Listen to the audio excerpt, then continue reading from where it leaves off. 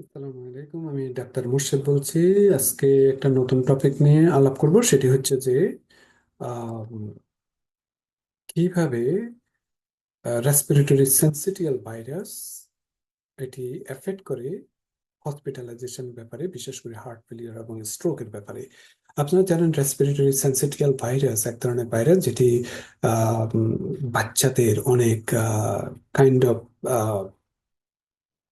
গ্রাস্পিং, বার্কি কফ করে থাকে, অনেক ফ্ল্যাম হয়ে থাকে, শ্বাস প্রশ্বাসে কষ্ট হয়ে থাকে। ঠিক তেমনি বয়স্কদের হলেও এটি কিন্তু মারাত্মক প্রভাব ফেলে থাকে এবং অনেক সময় হসপিটালাইজেশন হতে হয় এদের এত রেসপিরেটরি প্রবলেমের জন্য। তো আপনারা জানেন যে 2023-তে এফডিএ অ্যাপ্রুভ করেছে রেসপিরেটরি সিনসিটিয়াল ভাইরাস যাতে না হওয়ার জন্য একটি ভ্যাকসিন অ্যাপ্রুভ করেছে, এবং এই ভ্যাকসিনটা যাদের নেওয়ার দরকার তারা অবশ্যই নিতে ভুলবেন না।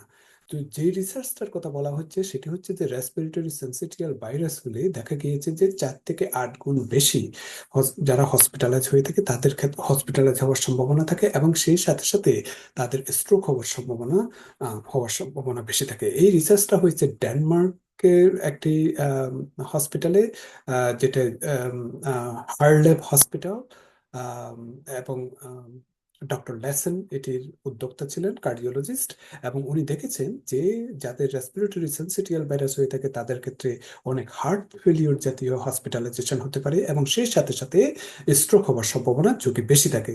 তো এই জন্য আমি বলবো, বিশেষ করে বয়স্কদের যাদের ক্ষেত্রে রেসপিরেটরি সেন্সিটিয়াল ভাইরাসটা টিকাটা যাতে আপনারা নিতে পারেন কিনা, কারণ এতে আপনার অনেক উপকার হবে এবং অনেক ধরনের রেসপিরেটরি কমপ্লিকেশন, বিশেষ করে রেসপিরেটরি সেন্সিটিয়াল ভাইরাস জনিত যে কোনো ধরনের রেসপিরেটরি প্রবলেম থেকে আপনারা অনেক মুক্তি পেতে পারেন।